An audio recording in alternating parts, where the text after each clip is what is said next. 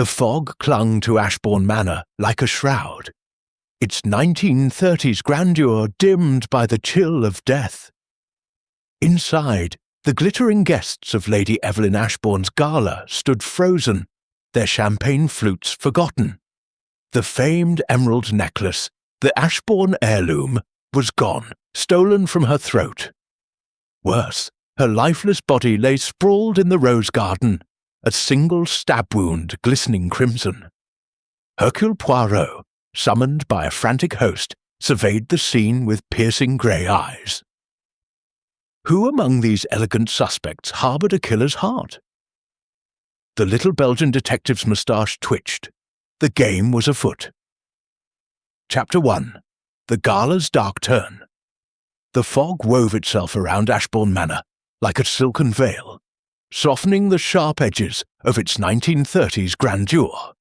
The estate, nestled in the heart of the English countryside, stood as a monument to old wealth, its ivy-clad walls and towering chimneys bathed in the ghostly glow of moonlight.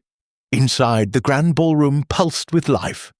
Chandeliers dripped crystal, casting golden fractals across the polished oak floor. Ladies in shimmering silk gowns twirled with gentlemen in starched black tails, their laughter mingling with the lilting strains of a jazz quartet. Champagne flutes clinked, and the air carried the heady scent of roses and cigar smoke. It was Lady Evelyn Ashbourne's annual gala, a spectacle of opulence that drew the county's elite like moths to a flame. At the centre of it all was Lady Evelyn herself, a vision at 50, her auburn hair swept into an elegant chignon, her emerald green gown clinging to a figure that defied her years. Around her throat gleamed the Ashbourne heirloom, a necklace of such breathtaking beauty that it silenced rooms. The centerpiece was a single emerald the size of a quail's egg, flanked by diamonds that caught the light like tiny stars. Its value was incalculable, its history whispered in hushed tones, a Mughal emperor's treasure, cursed, some said, to bring death to its wearer. Evelyn wore it with a defiant smile, as if daring fate to try her. Hercule Poirot, the diminutive Belgian detective with a moustache as precise as his mind, stood near a marble pillar, observing the scene. His grey eyes, sharp as a hawk's, missed nothing. He had been invited not as a guest but as a curiosity, an eccentric genius whose reputation for unravelling mysteries preceded him. Lady Evelyn had met him at a London soirée, charmed by his wit and intrigued by his little grey cells. "You must come to my gala, Monsieur Poirot," she'd insisted. "A man like you thrives on secrets, and my guests are full of them." Poirot, ever attuned to the undercurrents of human nature, had accepted. Now, as he sipped his tisane, a concession to his delicate stomach in a sea of champagne, he catalogued the players in this glittering drama. There was Nigel Ashbourne, Evelyn's nephew, a lanky man in his 30s with a weak chin and a brandy-flushed face.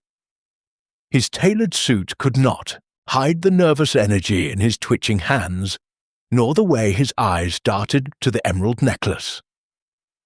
Poirot knew of Nigel's reputation, a gambler whose debts haunted the family name. Was he calculating the necklace's worth even now?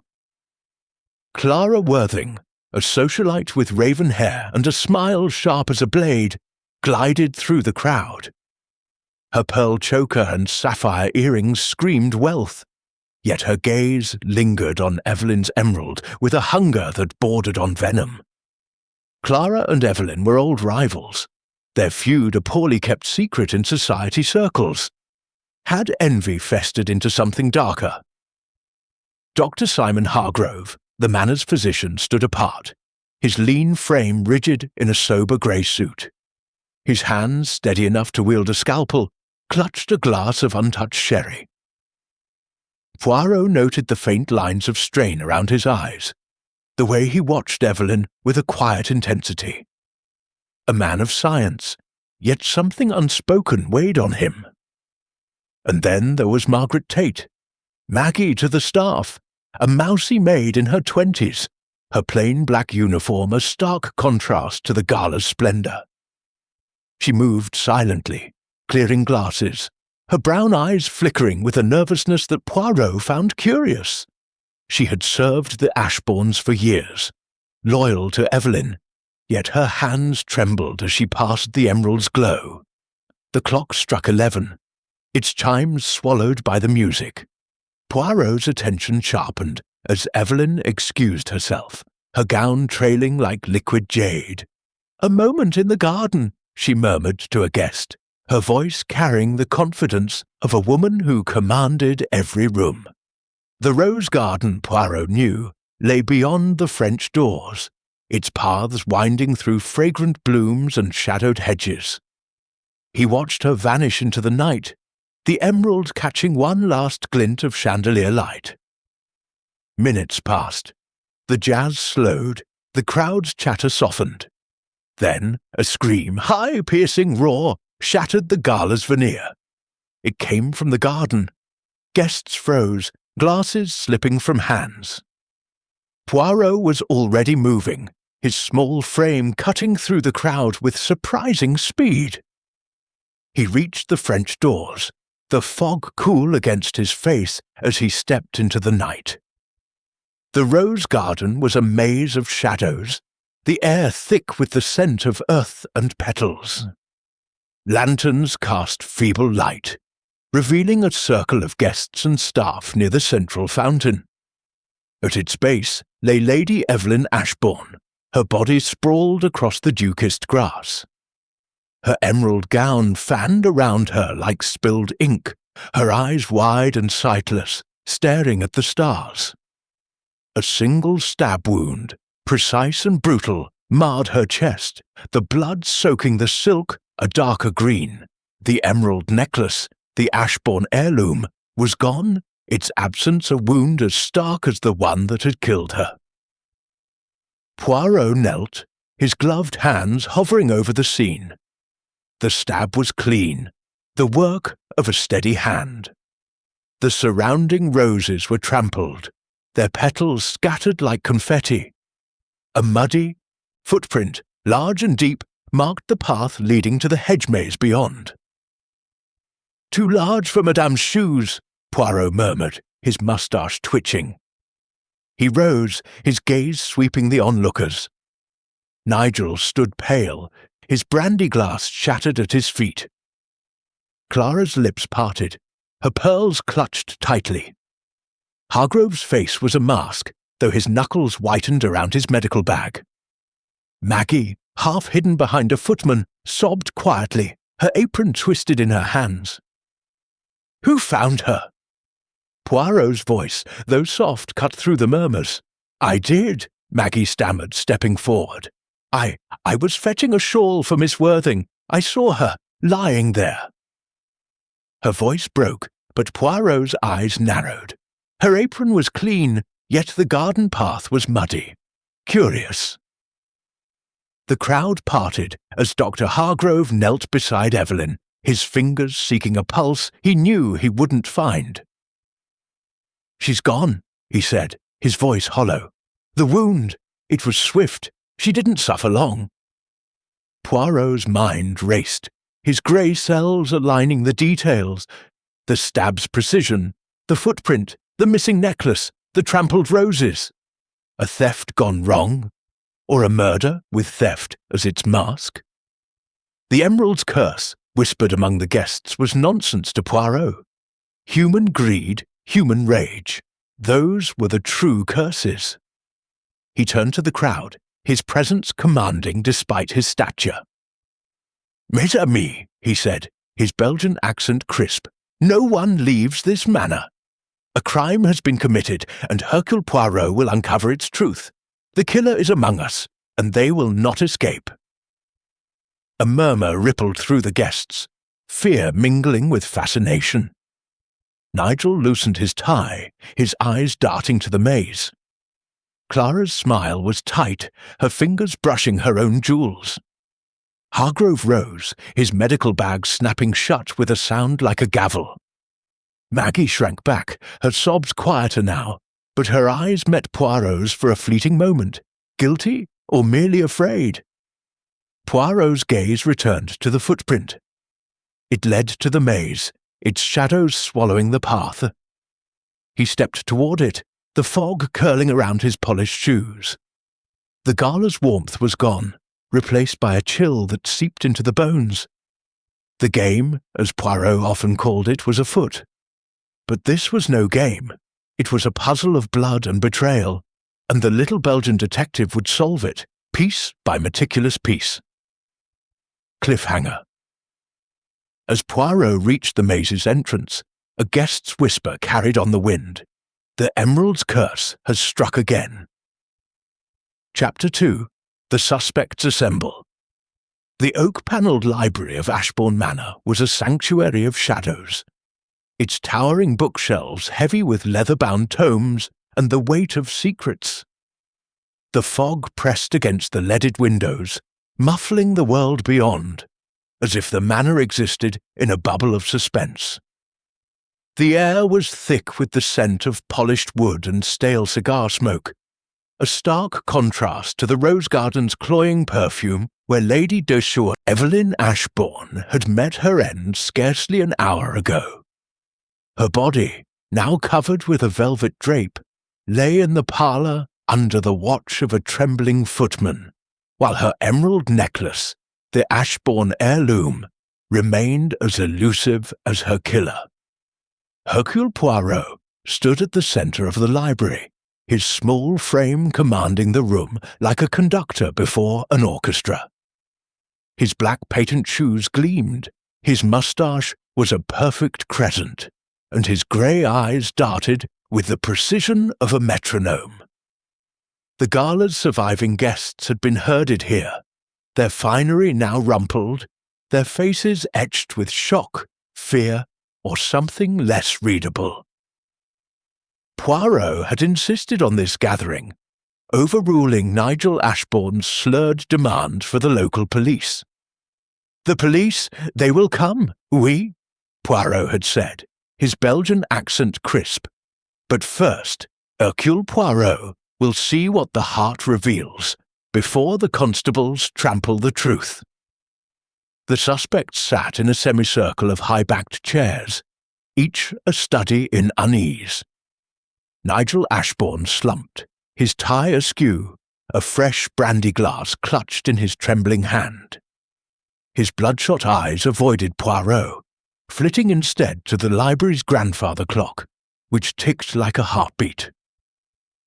Clara Worthing perched on the edge of her seat, her raven hair still immaculate, her fingers adjusting her pearl choker with a rhythm that betrayed nerves beneath her icy composure.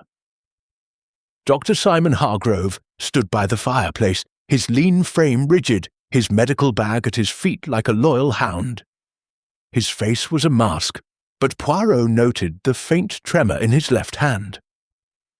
Margaret Tate, Maggie, huddled in a corner chair, her maid's apron crumpled, her brown eyes darting to the door as if longing to flee.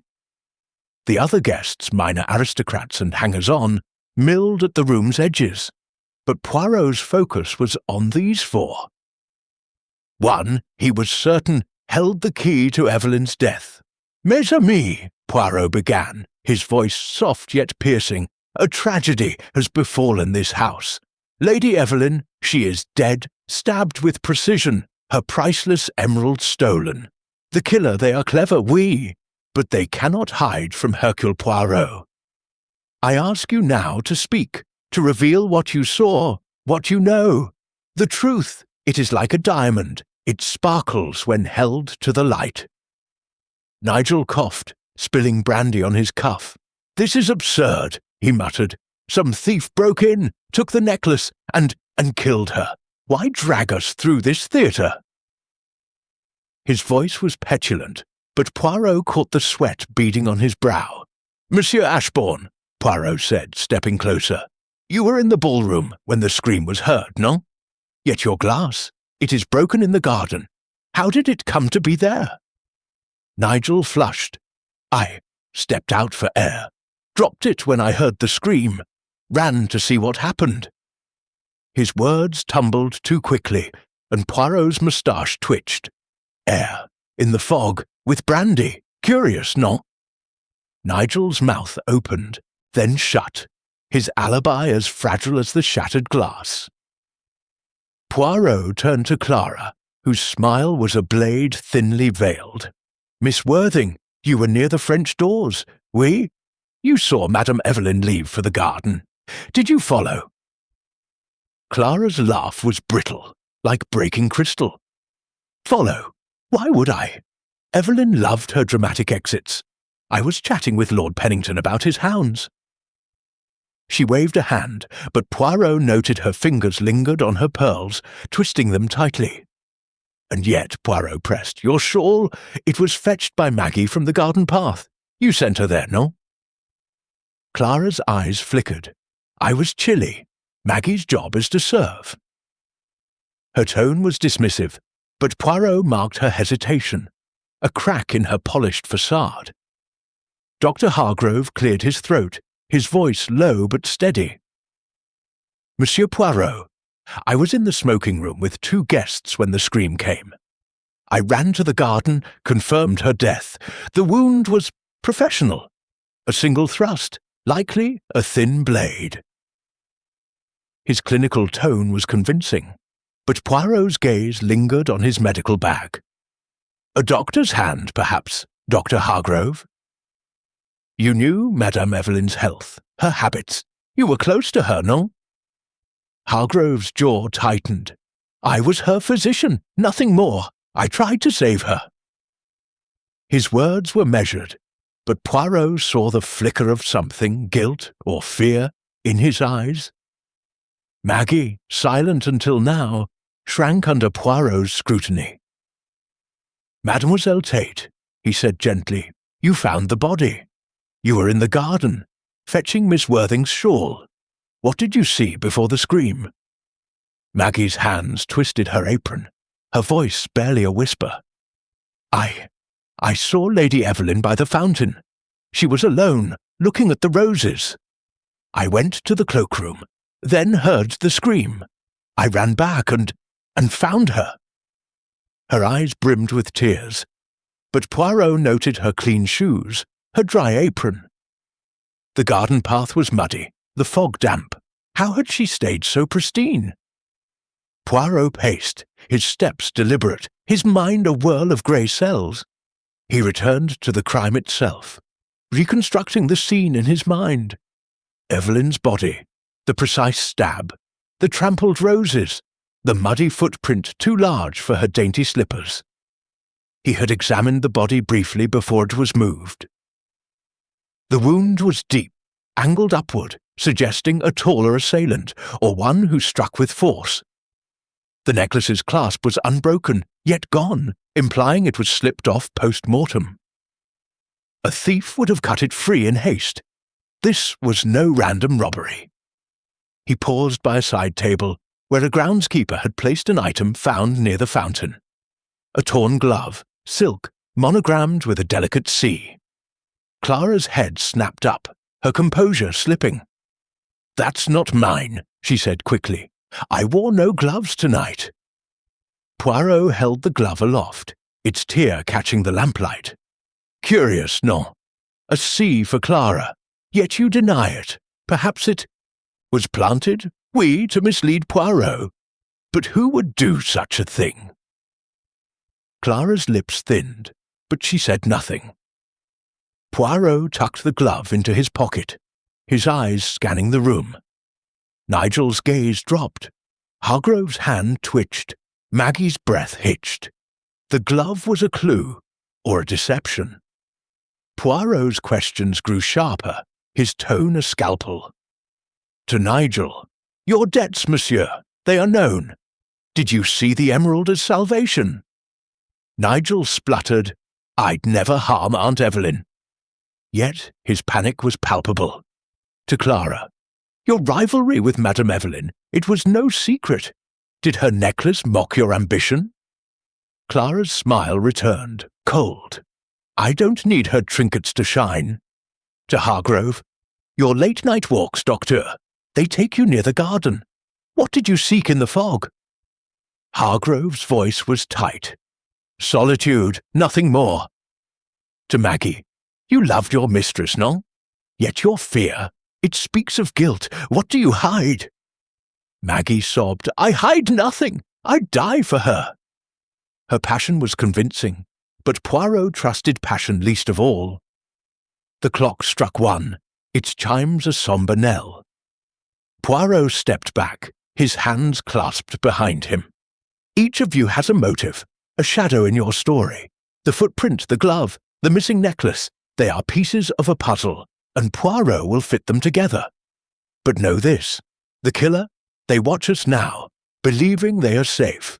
They are not. His eyes swept the room, lingering on each suspect, searching for a flinch, a tell. None came, but the air grew heavier, the silence a confession of its own. He dismissed the minor guests, keeping only the 4 suspects. As the others filed out, Poirot moved to the window, peering into the fog. The maze loomed beyond, its hedges a labyrinth of secrets. The footprint had led there, and Poirot knew he must follow. But first he needed more clues, more cracks in these carefully crafted masks. As the suspects rose, Maggie lingered, her voice a whisper. Monsieur Poirot, I saw something last night in the maze. A shadow, moving fast, holding something shiny. I was too scared to follow. Her eyes were wide, her fear genuine, or a masterful performance. Poirot's moustache twitched. Merci, mademoiselle. You have given Poirot much to ponder. Say nothing of this to others, oui?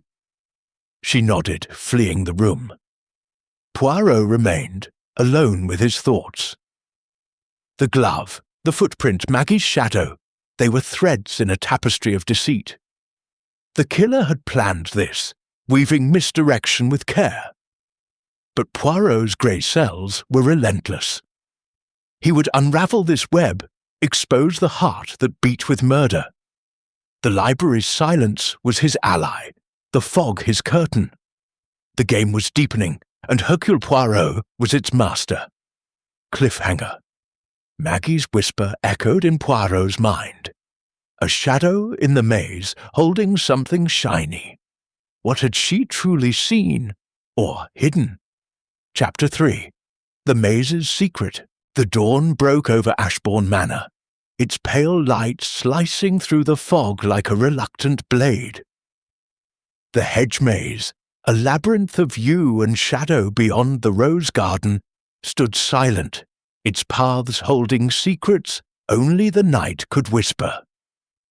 Hercule Poirot, his overcoat buttoned against the morning chill, followed Maggie Tate to the spot where she claimed to have seen a shadowed figure the night before. Her steps were hesitant, her maid's apron fluttering, as she glanced back at the manor, its windows glinting like watchful eyes. Poirot's grey cells hummed, parting her tail. A figure in the maze at 11, holding something shiny. The emerald? A blade? Or a lie to divert him? Mademoiselle Tate, Poirot said, his Belgian accent crisp in the still air. Show me precisely where you stood. Maggie pointed to a stone bench near the maze's entrance, its surface damp with dew. Here, monsieur, I was catching my breath after fetching Miss Worthing's shawl. I saw them there. She gestured to a narrow path twisting into the hedges. They moved quickly, like they didn't want to be seen. Her brown eyes were wide, but Poirot noted the way her hands twisted together, a knot of nerves. He knelt, examining the ground. The path was soft from last night's rain, yet no footprints matched the large muddy one found near Evelyn's body. Instead, he spotted a glint of metal half buried in the soil. A cigarette case, silver, engraved with S.H., Dr. Simon Hargrove's initials. Poirot's moustache twitched. Curieux, non? A doctor who does not smoke, yet his case lies here. He slipped it into his pocket, its surface oddly dry despite the damp earth. Planted, perhaps to mislead. Maggie's breath hitched. I didn't see that last night, I swear. Her voice trembled, but Poirot's gaze was gentle yet piercing. Calm yourself, mademoiselle. The truth, it reveals itself in time. He studied the bench, finding faint scratches on its armrest, as if something heavy had been dragged across it. A clue, or mere wear? The maze loomed, its shadows beckoning. Poirot's mind traced the timeline. Evelyn left the gala at 11. Maggie saw the figure. The scream came at 11:15. The killer had moved swiftly. He summoned Hargrove, who arrived with his medical bag, his face pale but composed. Dr. Hargrove, Poirot said, holding up the cigarette case. This is yours, no? Hargrove's eyes flickered. It was stolen weeks ago. I don't smoke, as you say. His voice was steady, but Poirot noted the tension in his jaw. And last night you were in the maze, seeking solitude? Hargrove nodded. I walked the grounds. The fog was thick. I saw nothing. Poirot's smile was thin. Yet this case, it is dry, untouched by rain. Someone placed it here, to point to you. Or by you, to confuse Poirot. Hargrove's silence was answer enough. Poirot dismissed him, turning back to Maggie. You saw something shiny, you said. Describe it, she faltered. It caught the moonlight, like glass or metal. I couldn't tell. Her vagueness was a thread Poirot tugged gently, filing it away. He ventured into the maze, its paths narrowing, the hedges swallowing sound.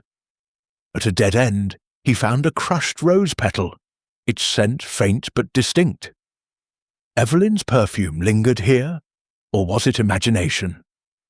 The maze was a puzzle within a puzzle, its secrets guarded by silence. Back at the manor, Poirot learned of Nigel's gambling debts, uncovered by a butler's gossip. He owed thousands to a London creditor, a man known for ruthless collection. Had Nigel seen the emerald as his salvation, only to kill when Evelyn refused him? Poirot confronted him in the study, where Nigel paced, his brandy replaced by coffee.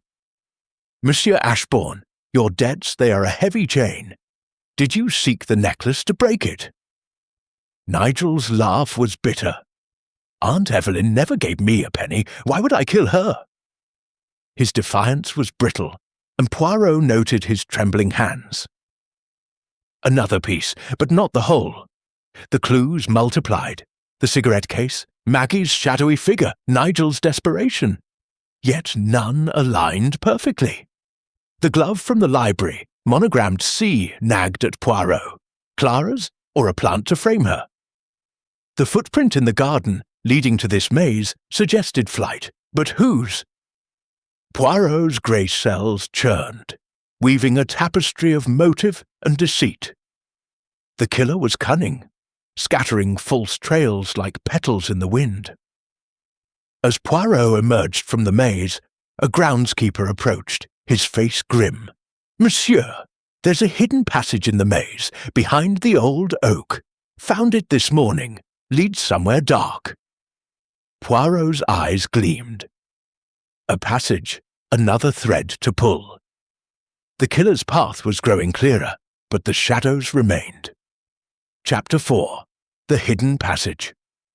The morning sun struggled through the fog, casting Ashbourne Manor's hedge maze in a pallor of grey and green.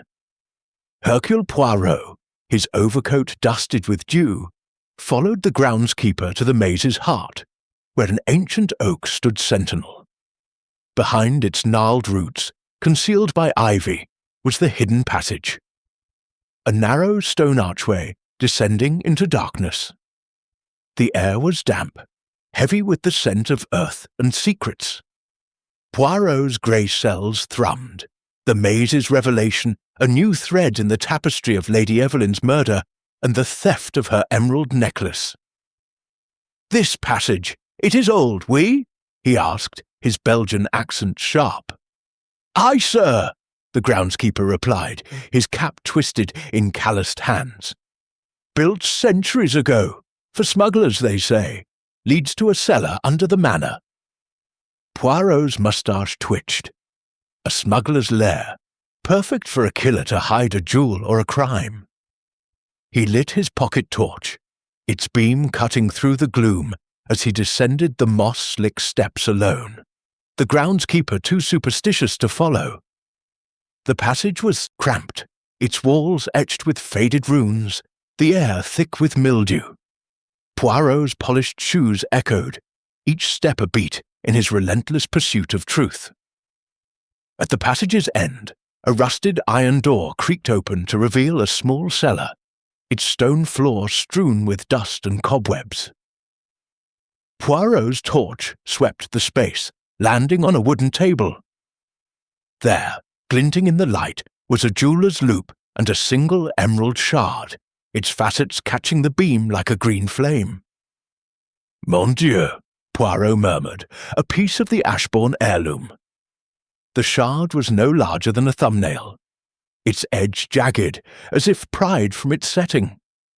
Nearby lay a scrap of silk, a torn glove, identical to the one monogrammed C found in the library. Clara Worthing's name whispered through his mind, but Poirot's logic cautioned, too convenient, too deliberate. He examined the glove closely, noting its stitching.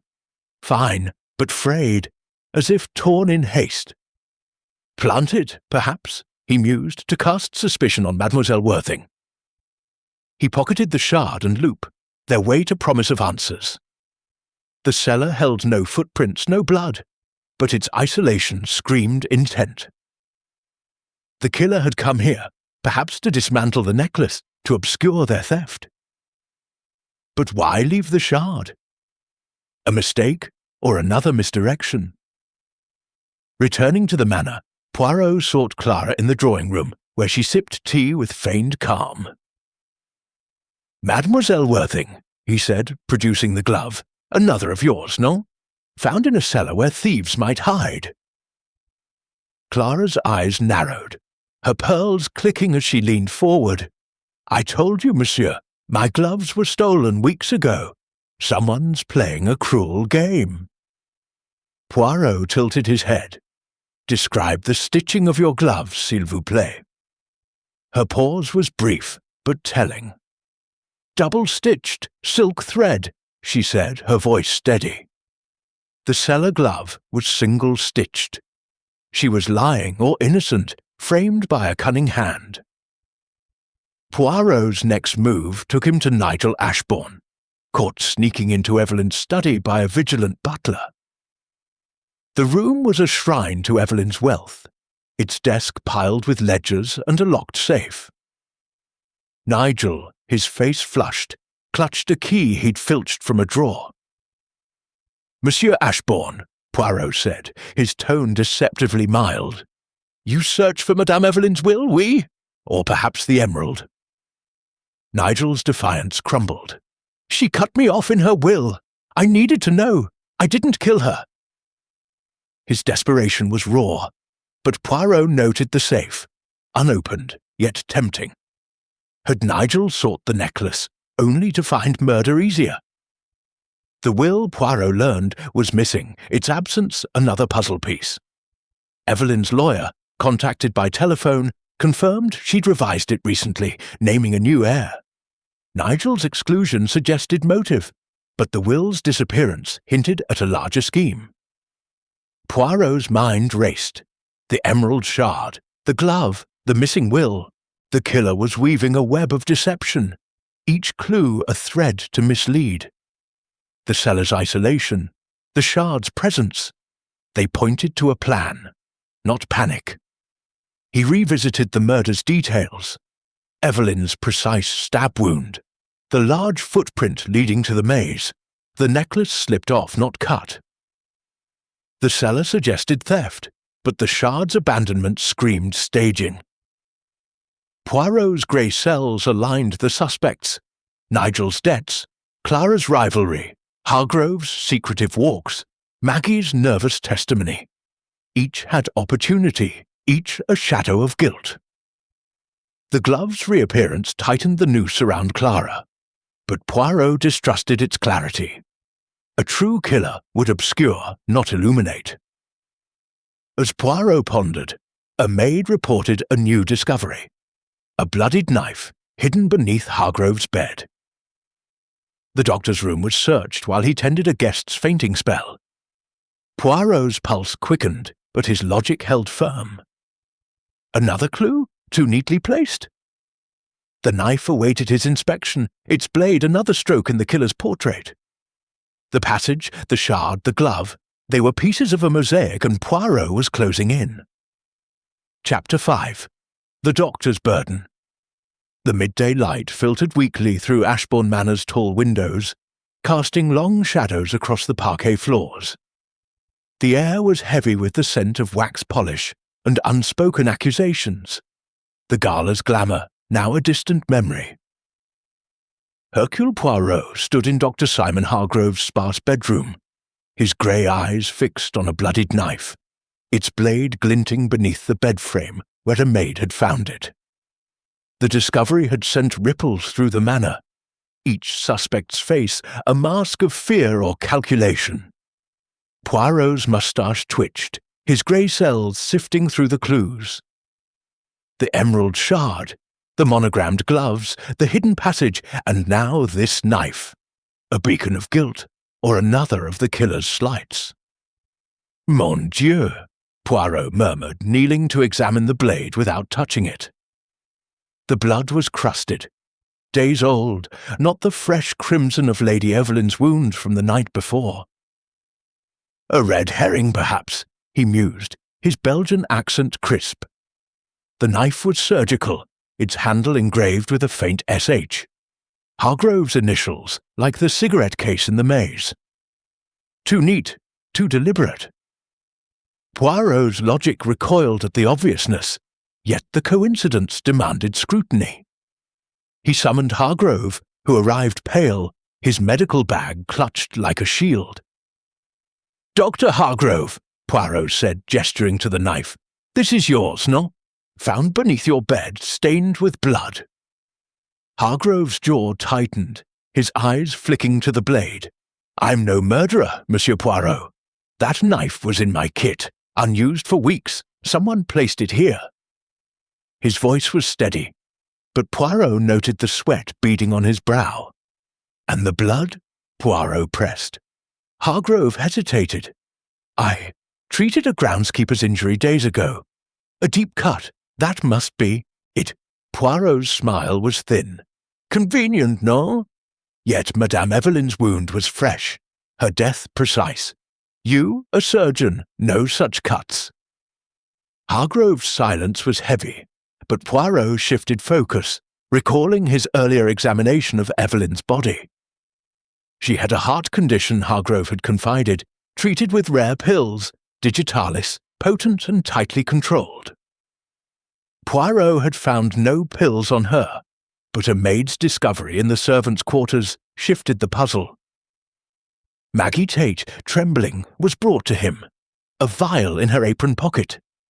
Empty, its label reading digitalis, but the script was uneven, unlike a pharmacist's hand. "Mademoiselle Tate," Poirot said gently, "you carried this vial. For Madame Evelyn, oui?" Maggie's eyes brimmed with tears. "I only refilled her prescription. She needed them daily, I swear." Her voice cracked, but Poirot's gaze lingered on the label. "This vial, it is forged. Someone tampered with her medicine. You or another." Maggie collapsed into sobs, insisting her innocence.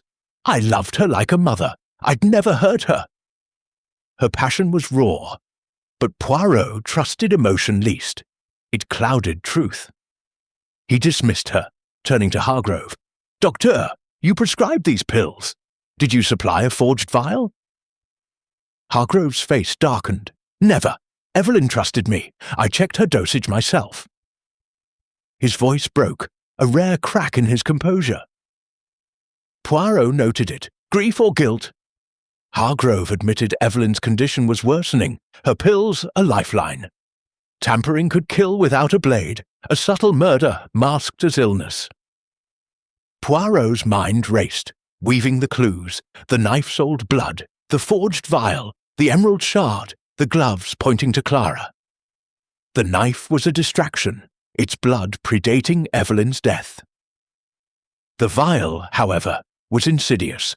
Poison offered a second path to murder, one the stab concealed. Had the killer poisoned Evelyn, then stabbed her to obscure the method? Or was the vial another plant, like the glove and cigarette case? Nigel's debts, Clara's rivalry, Hargrove's access, Maggie's loyalty. Each suspect danced on the edge of guilt, their alibis fraying. He revisited the murder's details. The precise stab, the large footprint to the maze, the necklace slipped off, not cut. The seller's shard suggested theft, but the vial hinted at betrayal. Poirot questioned Hargrove further, learning Evelyn had confided in him about her will, fearing Nigel's greed. She was tired of his debts, Hargrove said. She wanted to protect the manor. Poirot filed this away. The will's absence now a glaring void. Had Nigel stolen it, or another, to hide their gain? The clues were a mosaic, each piece sharp but incomplete. Poirot's grey cells churned, aligning motives, Nigel's desperation, Clara's envy, Hargrove's intimacy with Evelyn's health, Maggie's access to her rooms. The forged vial was the key, its maker the killer, or their accomplice. As Poirot pondered, a footman burst in, breathless. "Monsieur Poirot, Miss Worthing, she's gone, vanished in the night." Clara's absence was a new stroke, bold or panicked. The killer's web tightened, but Poirot's resolve was iron. Chapter 6. The Missing Socialite. The fog had lifted slightly, leaving Ashbourne Manor's grounds sodden and grey under a sullen afternoon sky. Inside, the air buzzed with whispers of Clara Worthing's disappearance, her absence a fresh wound in the unravelling mystery of Lady Evelyn's murder. Hercule Poirot stood in Clara's guest room, his grey eyes scanning the scene. An unmade bed, a spilled powder compact, jewels untouched in an open case. The room smelled of her jasmine perfume, but the silence screamed of haste or fear. Poirot's grey cells churned, the forged digitalis vial, the bloodied knife, and the emerald shard forming a mosaic still missing its centre. Clara's flight was a bold stroke, but was she the killer, or another victim? Mon Dieu, Poirot murmured, his Belgian accent crisp as he examined a crumpled note on the dresser. Scrawled in a hurried hand, it read, "Meet me at the boathouse, midnight." The script matched a sample of Evelyn's writing from her ledgers, now recovered from Nigel Ashbourne's coat pocket, where he'd hidden it after pilfering her study. Had Evelyn lured Clara, or Clara forged this to deflect suspicion? Poirot pocketed the note, noting the dresser's mirror smudged, as if someone had leaned close, perhaps in panic. The room offered no footprints, no blood, but its disarray spoke of a swift exit. He descended to the boathouse, a weathered structure by the manor's lake, its timbers creaking underfoot. The air was damp, heavy with algae and secrets. Inside, Poirot found Clara, alive, hiding behind a stack of crates, her raven hair loose, her silk dress mud-streaked. "Mademoiselle Worthing," Poirot said, his torchbeam catching her startled eyes, "you flee like a guilty woman. Why?" Clara's laugh was shaky. "I saw Nigel with the emerald, monsieur, last night in the study. He threatened me when I confronted him." Her voice trembled, but Poirot noted her pristine shoes, untouched by the boathouse's muddy path. "Curieux, non? You claim to see Monsieur Ashbourne, yet your feet betray no journey here." Clara's composure cracked.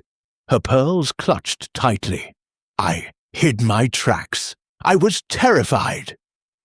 Poirot's moustache twitched. Her story was thin, her presence here too convenient. He pressed, "This note, it is in Madame Evelyn's hand. Did you write it to lure her to her death?" Clara's denial was swift. "Never. I found it slipped under my door." Poirot filed her words, their truth a shadow yet to solidify. The boathouse held no emerald, no blade, but a single oar was missing, its peg empty. Had Clara planned to flee by water, or was this another misdirection? Back at the manor, Poirot sought Maggie. Tate, whose nervous testimony had sparked suspicion. In the servants' hall, her hands twisted her apron as she spoke. "Monsieur Poirot, I heard something before the gala. Lady Evelyn, in her study, arguing with someone, she said, 'You'll not sell my emerald.'" She sounded betrayed. Maggie's brown eyes were earnest, but Poirot caught the flicker of fear. "Who was with her, mademoiselle?" he asked gently. Maggie shook her head. "I couldn't see. The door was ajar, but I fled before they noticed." Her story aligned with Evelyn's missing will and the pawn ticket Poirot had found in her desk, suggesting she'd tried to sell the necklace herself. Betrayal, then, was the killer's spark. But whose? Poirot confronted Nigel in the library, where he nursed a brandy. His face haggard. "Monsieur Ashbourne, Mademoiselle Worthing claims you held the emerald. You stole from your aunt's study, non? The will? Perhaps the jewel?" Nigel's eyes flashed. "Clara's lying. I took the will to see if she'd cut me out, but I never saw the emerald." His desperation rang true, but Poirot noted his trembling hands. The will named Clara as heir, a motive for her, or a reason to frame her. The puzzle tightened, each clue a knot: Clara's note, Maggie's eavesdropping, Nigel's theft. Poirot's mind traced the murder. Evelyn's precise stab, the footprint to the maze, the forged vial, the cellar's shard. Clara's disappearance suggested guilt, yet her pristine shoes and the boathouse note hinted at staging. Maggie's story of betrayal pointed to a deeper motive, perhaps tied to the emerald's sale.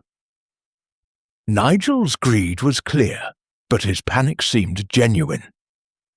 Hargrove's knife and cigarette case loomed, their placement too neat. The killer was a puppeteer, pulling strings of misdirection, but Poirot's logic was a blade, cutting through. As he pondered, a groundskeeper's shout broke the silence, echoing from the manor's west wing. "A gunshot, sir! From the study!" Poirot's pulse quickened, his polished shoes already moving. The killer's web was unraveling, their desperation breaking through. Clara's return, Maggie's revelation, and now a shot. Each was a stroke in the portrait of murder. Chapter 7. The Shot in the Dark. The gunshot's echo lingered over Ashbourne Manor, a sharp crack that shattered the afternoon's fragile calm. Hercule Poirot's polished shoes clicked swiftly across the parquet as he hurried to the study, his grey cells racing faster than his steps. The air was thick with the scent of old leather and panic, the manor's grandeur now a stage for chaos. The study's heavy oak door stood ajar, and Poirot entered to find Nigel Ashbourne slumped in an armchair, a pistol dangling from his hand. A graze bleeding at his temple. The room smelled of gunpowder. A bullet lodged in the wall opposite, its splintered wood a silent witness. "Mon Dieu," Poirot murmured, his Belgian accent crisp as he yelled knelt beside Nigel. "Monsieur Ashbourne, you live, oui?" Nigel groaned, his eyes fluttering open. "I didn't shoot," he rasped, his brandy-soaked breath sharp. "Someone fired at me." Poirot's gaze swept the scene. The pistol was Nigel's, monogrammed, but its barrel was cool, unfired recently. The bullet's angle suggested a shooter across the room near the window, where curtains swayed in the draught.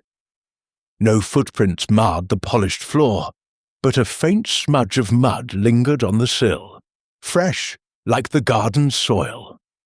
Poirot summoned Dr. Simon Hargrove, who arrived medical bag in hand, his face a mask of concern. "Doctor, you attending a maid sprain, no? Your alibi holds?" Hargrove nodded, bandaging Nigel's graze with steady hands. "I was in the servants' quarters when I heard the shot." His voice was calm, but Poirot noted his eyes, darting, wary. Maggie Tate, summoned next, claimed she was polishing silver in the pantry, her hands still dusted with powder. "I heard the bang, monsieur, and ran." Her voice trembled, but Poirot caught her glance at Nigel. Fearful or complicit? Clara Worthing, freshly returned from the boathouse, stood in the doorway, her pearls gleaming. "I was in my room changing," she said coolly. "This place grows more barbaric by the hour." Her composure was iron, but Poirot distrusted its polish. He examined the study further, finding a pawn ticket hidden in Evelyn's desk drawer, tied to a London jeweller. The ticket, dated days before the gala, confirmed Evelyn had pawned her emerald necklace herself, a revelation that shifted the puzzle. Madame Evelyn staged the theft, perhaps, Poirot mused, his moustache twitching. But why? The will naming Clara heir suggested Evelyn planned to flee, perhaps to escape Nigel's greed or another betrayal. The gunshot, then, was no accident, a warning or a failed murder to silence Nigel's knowledge. Poirot questioned Nigel, now propped up with a brandy. "Monsieur, you stole the will, oui? Did you know of the pawn ticket?" Nigel's eyes widened. "No, I only wanted to see if she'd cut me out. I swear, I didn't touch the emerald." His panic rang true, but Poirot noted his trembling hands. Guilt or terror? The bullet's trajectory pointed to an unseen assailant, likely fleeing through the window to the garden, where the maze and its hidden passage waited. The smudge of mud linked back to the footprint found near Evelyn's body, tying the crimes together. He turned to Maggie, probing her earlier testimony of Evelyn's argument about selling the emerald. "Mademoiselle, you heard betrayal in her voice. Could it have been Monsieur Ashbourne she accused?" Maggie shook her head. "I don't know, monsieur. It was muffled, angry." Her fear was palpable, but Poirot sensed she withheld a name. Hargrove, silent, cleaned his instruments, his presence a quiet weight. Poirot recalled the forged, digitalis vial in Maggie's apron, the bloodied knife under Hargrove's bed, clues that screamed misdirection, yet pointed to their access to Evelyn. The clues wove a tighter web. The pawn ticket, the gunshot, the mud smudge, the will. Evelyn's staged theft suggested a plan to vanish, thwarted by murder. The gunshot was a desperate act, perhaps to silence Nigel, who knew too much, or to frame him. Clara's calm, Maggie's fear, Hargrove's reserve, each suspect danced on the edge of truth. Poirot's grey cells aligned the murder's details, the precise stab, the stolen necklace, the forged vial, the cellar's shard. The killer was cornered, their moves bolder, sloppier. As Poirot paced, a realization struck. "The motive! It is clear!" he declared to the room, his voice low but commanding. Madame Evelyn planned to flee, her emerald pawned, her will rewritten. Someone betrayed her trust, and they killed to hide it. Nigel gasped. Clara's pearls clicked. Hargrove's hand stilled. Maggie's breath hitched. Poirot's eyes gleamed, the killer's shadow sharpening in his mind. The gunshot was a crack in their armor, and Poirot would pry it open. Chapter 8. The Motive Unveiled. The drawing room of Ashbourne Manor was a tableau of tension. its velvet drapes and gilded mirrors dimmed by the late afternoon's grey light. The air carried the faint scent of lavender and dread, the gala's echoes long silenced by murder's shadow. Hercule Poirot stood at the room's centre, his small frame radiating authority, his moustache a precise crescent above a knowing smile. Before him sat the suspects: Nigel Ashbourne, Clara Worthing, Dr. Simon Hargrove, and Margaret Tate. Their faces a gallery of fear, defiance, and guarded secrets. The gunshot in the study had cracked their facades, and Poirot's grey cells, sharp as a blade, were ready to cut through the lies. "Mes amis," Poirot began, his Belgian accent crisp, "the truth, it is near. Madame Evelyn Ashbourne was murdered, her emerald necklace stolen, but the theft, it was a mask. I know the killer's motive, and it is betrayal." His eyes swept the room, catching Nigel's flinch, Clara's tightened grip on her pearls, Hargrove's rigid posture, Maggie's trembling hands. Madame Evelyn. She pawned her necklace days before the gala, as the pawn ticket reveals.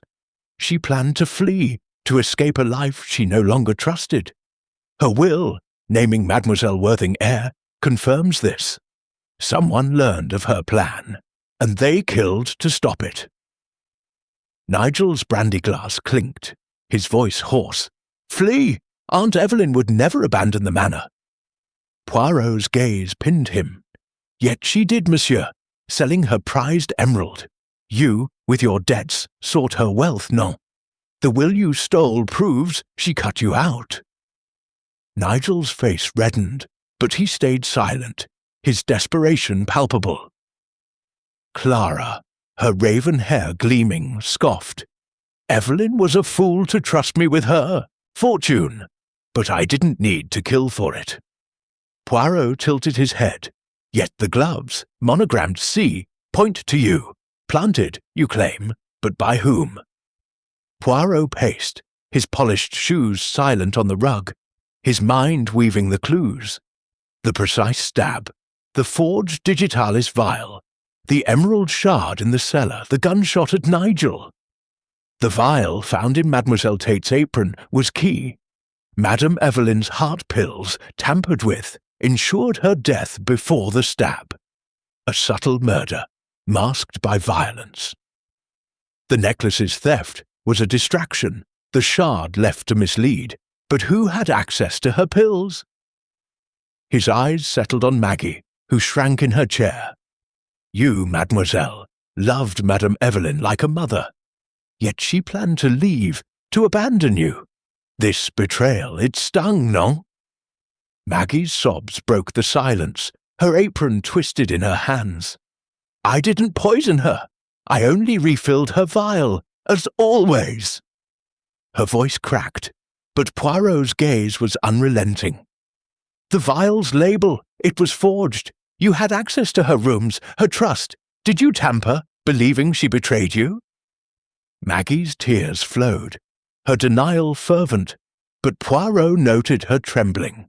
A thread of guilt, or merely fear? Hargrove cleared his throat, his voice low. "The vial came from my prescription, but I swear it was genuine when I gave it to her." Poirot's smile was thin.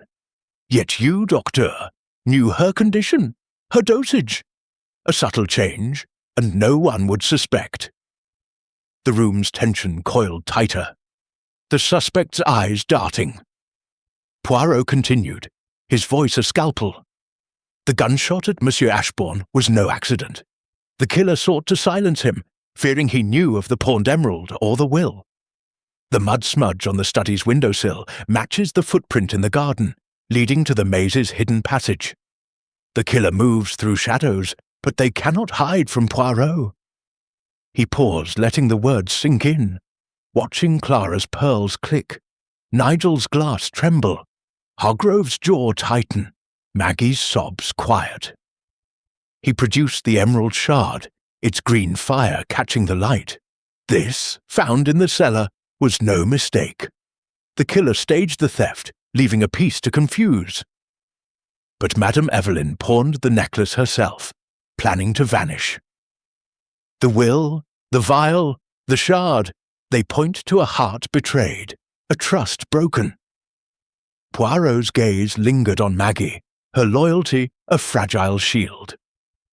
Mademoiselle Tate, you overheard Madame Evelyn's argument about the emerald sale. You felt her departure as a wound. Did you act to keep her, even in death? Maggie's cry was raw, her hands covering her face. No, I'd never harm her. Yet her anguish was a beacon, and Poirot's grey cells aligned the final pieces. The knife under Hargrove's bed, the cigarette case in the maze, the gloves framing Clara. All were distractions, but the vial was truth. The killer had poisoned Evelyn, stabbed her to hide, the method, and staged the theft to confuse. Maggie's access, her pain, her fear, they painted a picture, but one clue lingered, the knife's true owner. Poirot's voice dropped, commanding, "The killer is among us, now. Their motive is clear, their methods cunning, but Hercule Poirot sees through the shadows." The room held its breath, the suspects frozen, the truth a heartbeat away. Chapter 9. The Final Confrontation. The drawing-room of Ashbourne Manor was a crucible of silence, its heavy drapes and flickering firelight casting shadows that danced like spectres. Hercule Poirot stood poised, his small frame a pillar of certainty amidst the suspects' strained faces. Nigel Ashbourne gripped his brandy glass. Clara Worthing's pearls gleamed coldly. Dr. Simon Hargrove's hand stilled on his medical bag. And Margaret Tate, Maggie, sobbed quietly. Her apron a crumpled shield. Poirot's declaration, "The killer is among us," hung in the air, a guillotine poised to fall. His grey cells had woven the clues. Emerald shard, forged vial, bloodied knife, pawn ticket, into a tapestry of betrayal. And now he would unravel the final thread. "Mes amis," Poirot began, his Belgian accent sharp as a blade. The murder of Madame Evelyn Ashbourne was no mere theft. She pawned her emerald, planned to flee, and rewrote her will, naming Mademoiselle Worthing heir. Someone learned this, and their heart turned to murder. His eyes locked on Hargrove, whose calm cracked like thin ice. "Dr. Hargrove, you supplied the forged digitalis vial, no?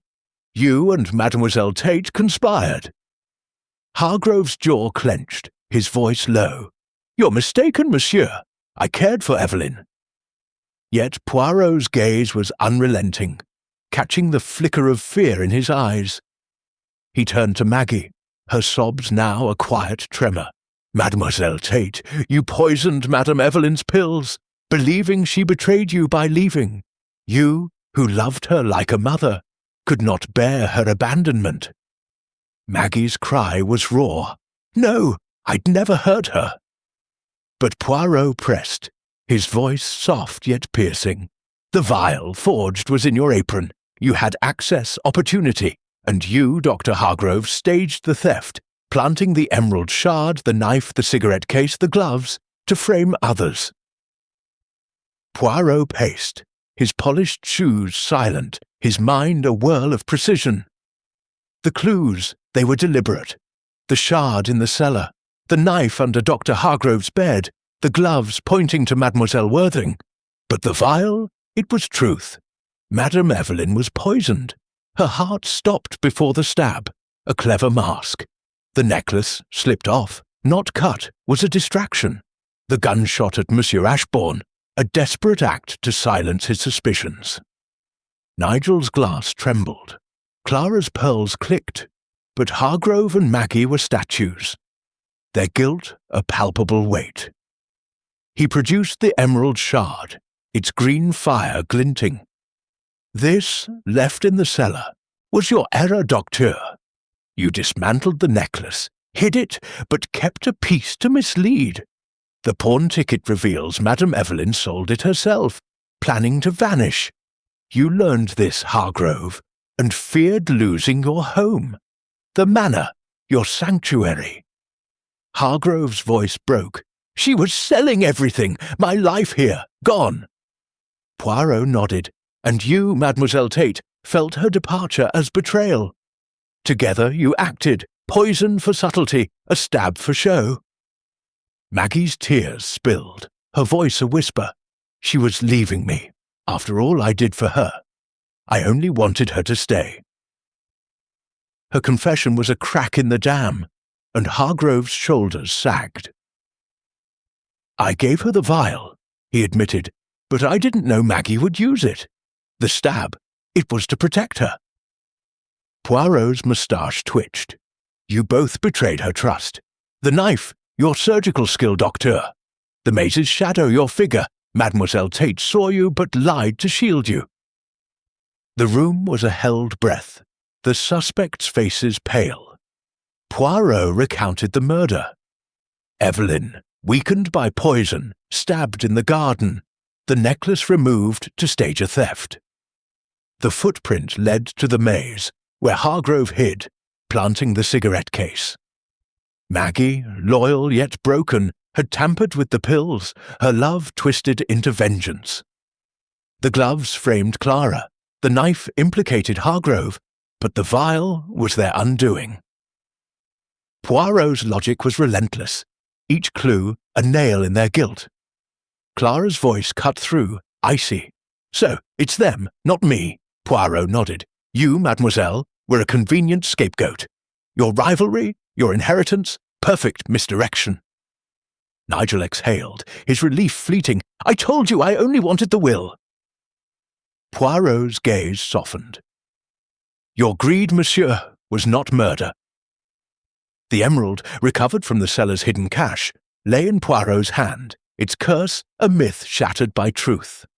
Maggie rose, her eyes wild, and lunged for the door, a desperate bid for freedom. I didn't mean to kill her, she cried, but the butler, alerted by Poirot's signal, blocked her path. Hargrove stood, defeated, his bag slipping to the floor. It's over, Maggie, he said, voice hollow. Poirot's voice was firm. The police, they come now. Justice will be served. The room's silence was a requiem, the killer's mask torn away. Cliffhanger. Maggie lunges for the door, her confession echoing as the truth binds her. Chapter 10. Justice at Ashbourne. The twilight draped Ashbourne Manor in a hush, its ivy-clad walls softened by the fading light of a 1930s dusk. The drawing room, once a stage for suspicion, now held the weight of resolution. Hercule Poirot stood by a tall window, his small frame silhouetted against the gloaming, his moustache a precise arc above a contemplative frown.